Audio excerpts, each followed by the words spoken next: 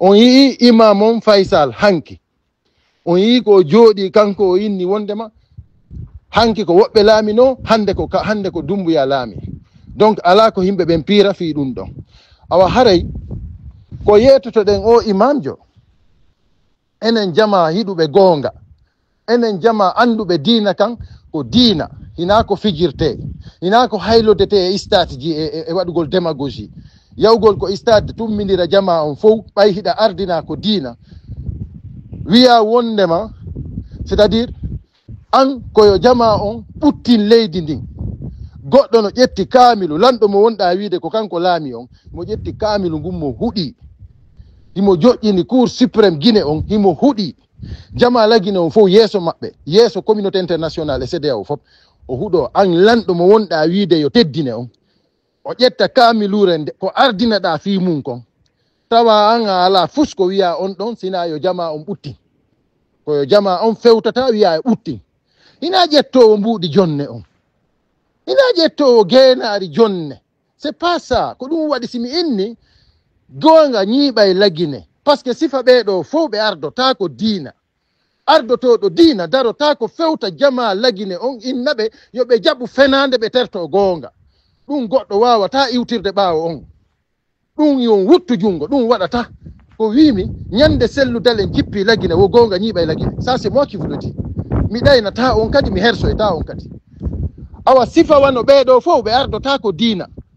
par ce que ardotoɗo diina o fijirta fijirowo kaamilu, o jokkata fijirowo kaamilure nden. hay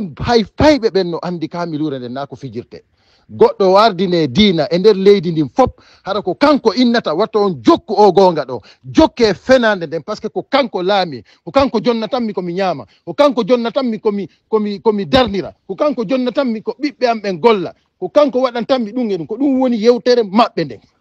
par ce que goonga on so yewtino ko sifano Elhadji Chérif Dalaba waɗirno noon. Elhadji Chérif Dalaba ɓe yenna Dumbuya, ɓe telimile, ɓe yewtumo goonga, aduna Allah on fof welti, hiɗuɓe goonga ɓen fof welti.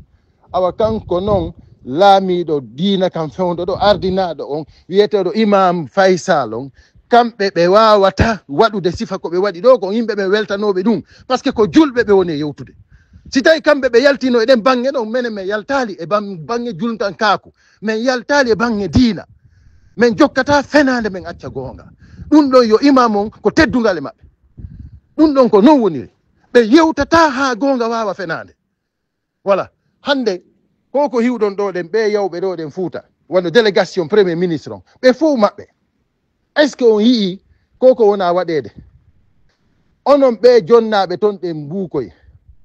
fi honɗum, fi wawgol piwgol hakkille ɓe wonduɗon ɓen, himɓe ɓe ardi ɗon ɓen, par ce que ko himɓe ɓe ardi ɗon ɓen sifano o imamjo ɗo ni jonnira mbuuɗi fi yo piw hakkille julɓe ɓen. Onon ɓe laamiɓe gila e préfet, sous préfet, délégation spéciale, chef district, on fof moɗon ko jonnete ɗon mbuukoy fi yo piw hakkille ɓe ardi ɗon ɓen, mi andini on marsata.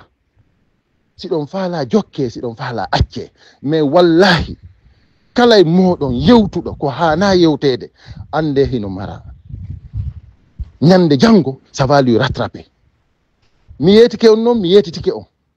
si tawi fi o mo mi jippini photo mum ɗo, o Mamady Doumbouya assassin jo ɗo, si tawi fi o ɗo naadi on e penale, si tawi fi o ɗo naadi on e yaltugol hay e diina, wallahi billahi talahi on ninsiray ɗum wa mayɗo mo yafaka. Mi ɗaynata on, par ce que son sikki wondema selludale Diallo artata laggine, on ɗayni hoore moɗon. Kala wiɗo on wondema sellu nawyi, sellu hande kadi o tawtetaka e élection, sellu haajaka e élection Doumbouya, sellu haajaka e élection bandi, sellu tawetake e élection assassin.